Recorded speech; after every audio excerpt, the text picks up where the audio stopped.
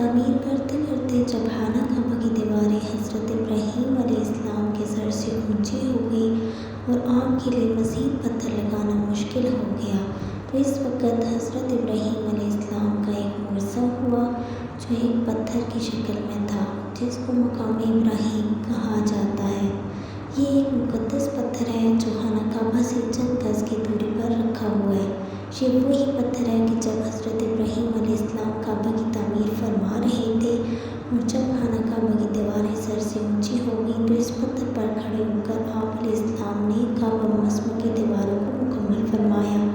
یہ ایک معجزہ تھا۔ یہ پتھر موم کی طرح نرم ہو گیا اور آپ علیہ السلام کے دونوں مقدس قدموں کا اس پتھر پر گہرا نشان پڑ گیا۔ اس پتھر کا یہ بھی معجزہ ہے کہ جب حضرت ابراہیم علیہ السلام اس پر کھڑے ہو جاتے تو یہ پتھر خود ہوا میں اڑنے لگتا اور خانہ کعبہ کی دیواروں کی طرف ہو جاتا۔ اس طرح ابراہیم علیہ السلام آسانی کے ساتھ مزید پتھر لگاتے جاتے اور خانہ کعبہ کی تعمیر فرماتے جاتے تھے۔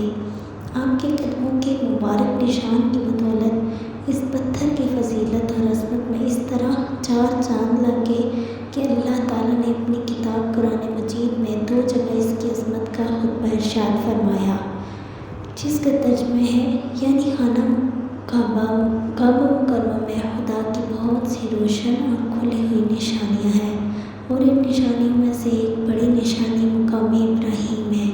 اور دوسری جگہ اس پتھر کی عظمت کا اعلان کرتے ہوئے یہ فرمایا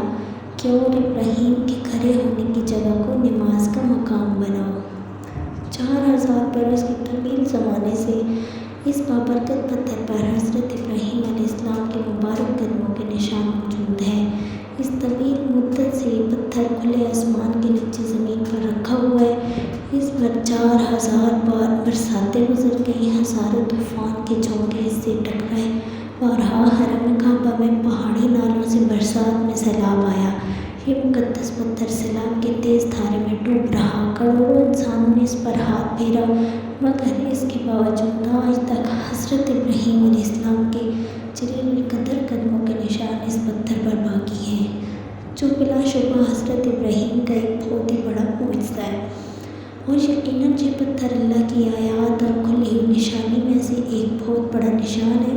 اور اس کی شان کا عظیم الشان نشان ہر مسلمان کے لیے بہت بڑی عبرت کا سامان ہے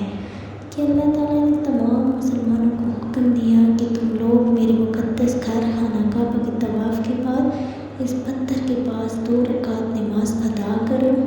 تم لوگ نماز تو میرے لیے پڑھو اور سجدہ میرا ادا کرو، لیکن مجھے یہ محبوب ہے کہ سجدوں کے وقت تمہاری پیشانیاں اس مقدس پتھر کے پاس زمین پر لگے کہ جس پتھر پر میرے خلیل حضرت ابراہیم علیہ السلام کے قدموں کا نشان بنا ہوا ہے۔ آپ کو ویڈیو اچھی لگے تو لائک کریں،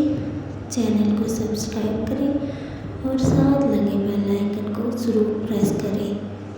شکریہ۔